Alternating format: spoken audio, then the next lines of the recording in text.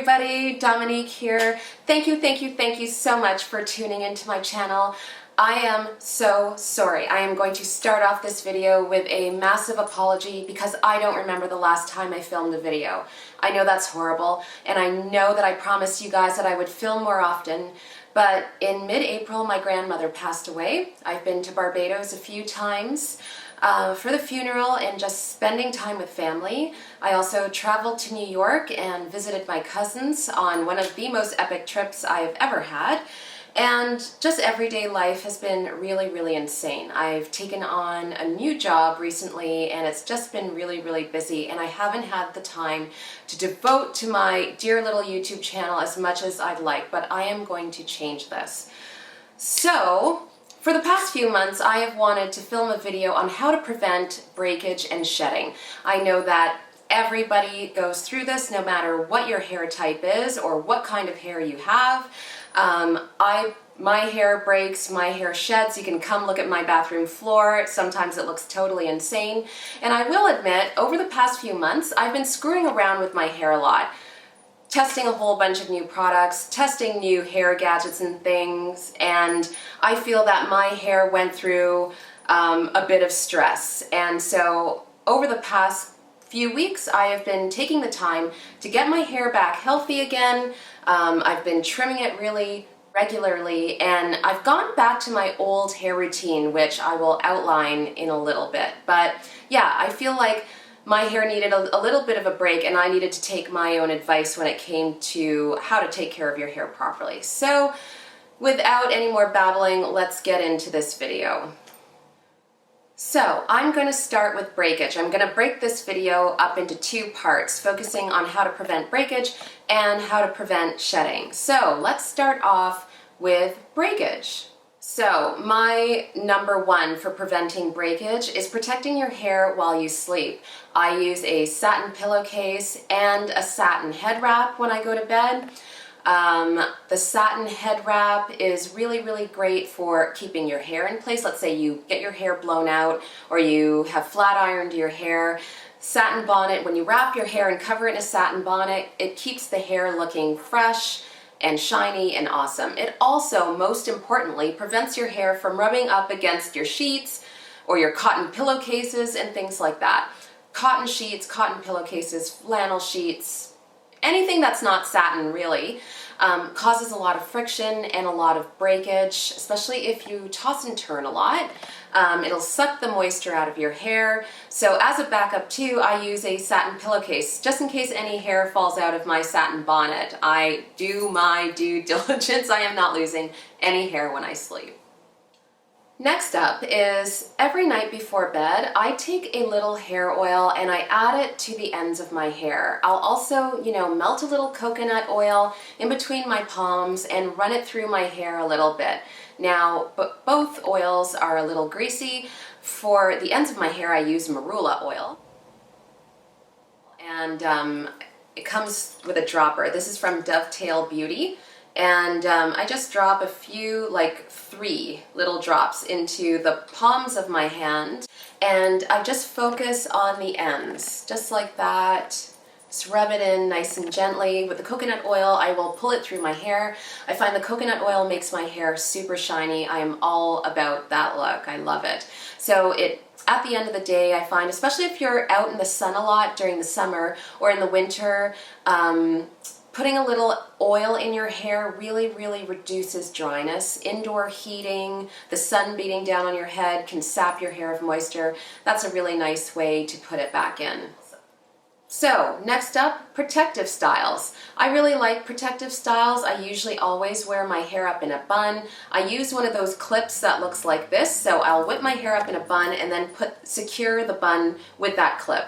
None of my hair is rubbing up against my clothing or jackets or anything like that. That can cause breakage too. And it keeps your hair protected from the elements. I'll also do ponytails every now and then. Ponytails are not my favorite. I don't like how they look on me, but every now and then I will rock one, especially at the gym. And I don't do braids. I don't have the time for that, but you know, a messy bun is really nice, a normal low bun or ponytails. Those are great options for protective styles. Other women opt for weaves or wigs. Those are so great because they protect the entirety of your hair. So those are some really nice options to get your own hair healthy and growing. So next up, the mighty comb. I always use a wide tooth comb in my hair, and I always comb from the bottom up. No like raking through your hair. That just causes undue stress on your strands and will pop them off, usually at the midpoint, which really looks terrible. So the wide tooth comb is really great because it's way more gentle than those combs that have finer teeth. And something I notice is I relax my hair, and when I stretch my hair, coming up to the relaxer, my hair does feel a little rougher, definitely feels more coarse. So when I'm combing my hair, I will add a detangler to my hair just to make it that much more easy to get rid of the tangles in my hair. It also adds some extra moisture.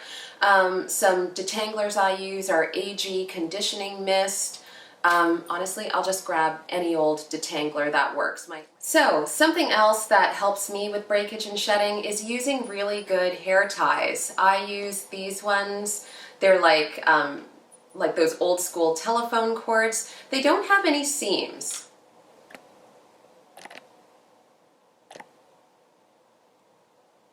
Seams in those hair ties can get caught in your hair and break your hair off. And I feel these have a lot of give too, so they're great for messy buns or your ponytails or just getting your hair out of your face. And yeah, I really like them. I usually keep a couple on my wrist like that so that, you know, I can whip my hair up at any point. I usually wear my hair down more frequently in the summer. The weather's definitely less harsh than wintertime. So yeah, I will definitely keep a couple of these on hand. Really like them. So our dear friend heat. If you want your hair to grow, if you want your natural hair to grow, you're going to have to cut down on heat. Hair tools such as curling irons or flat irons, etc., anything that has a lot of direct heat that you're putting directly onto your hair will sap your hair of moisture. It'll really dry it out. I wash my hair once a week. I'll usually just do a wash and go, dry it so that it's just a little damp and put it up in a bun. I run a lot in the summer, so that's an easy way to, I don't know, just wash and go, get all the sweat and gross stuff out of my hair after a run. But sometimes I flat iron my hair too. Like right now it is flat ironed. I try to do that as little as possible. So right now I may be doing it twice a month. Ideally I would love to do it once a month. But yeah, use a protective spray when you're using any direct heat tools. There's one by Tresemme that you can get at Walmart. It costs under $5 and it's a like crowd favorite. So moisturizing your hair. Moisturize. So I mentioned earlier using a little oil on your hair or pulling oil through your hair. I also use a daily moisturizer before bed. One of my favorites is this Renee Ferderer Karité Leave-In Nourishing Cream. So before bed, I'll put about a dime size amount into the palm of my hand and just rub it through my hair. My roots get really greasy, so I actually just put it on from here to the ends. And you know, not too much. It's really light. It doesn't weigh down your hair at all. It boosts the shininess, and I just have noticed a real difference in my hair since I started being more diligent about moisturizing my hair on the daily.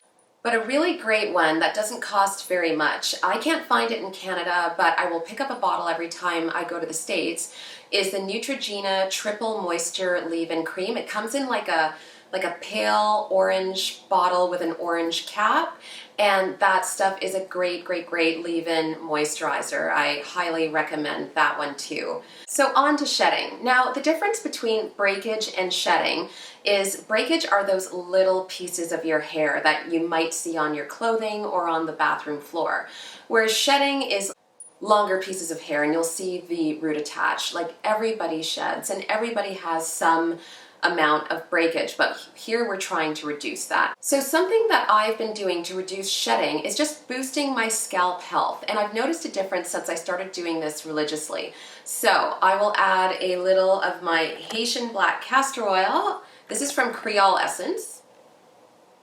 And put about 3 drops, again in my palm and onto my fingertips. Then I just rub it into my scalp and it feels great. It's so funny, I don't like scalp massages when I go to the hair salon, but I don't mind them when I do them myself.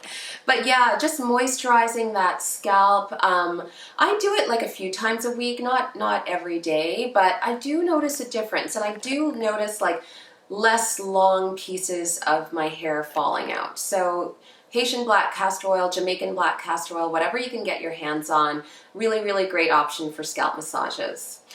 Scalp massages also boost the blood circulation to your hair follicles, which speeds up growth. Next up, to prevent shedding, is loosen up your ponytails a bit. Loosen up those braids. It doesn't have to be so tight. Like if you have braids and it's hurting around the hairline and your edges are gone, that's a sign that you need to loosen up your hairstyles or your, you know, hair ties or whatever it is. Just give your follicles a break.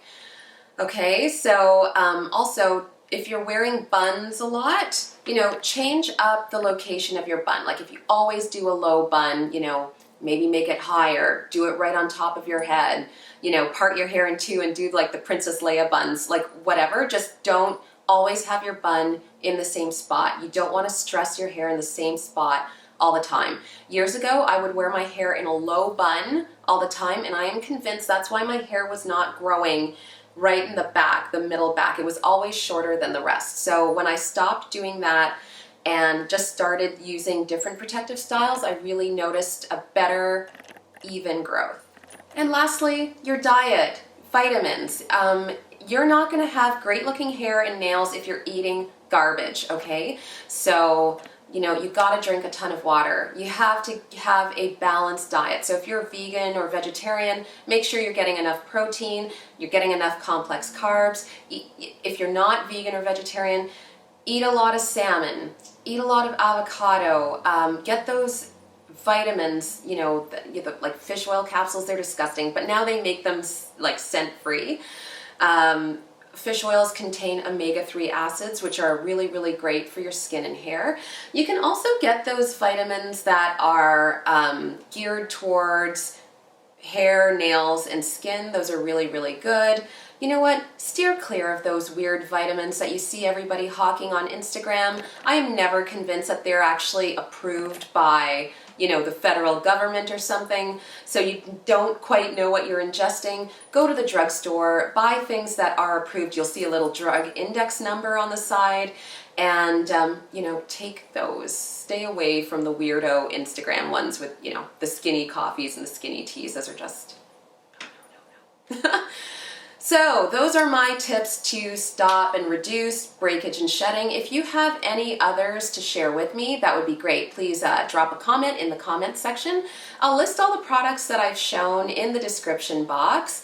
And yes, thank you for still following me and for subscribing. Give this video the big thumbs up if you like it. And hey, if you're new to my channel, subscribe, you know? I promise to pump out more videos more regularly. So thank you again for watching, and I will catch you in the next video. Bye for now.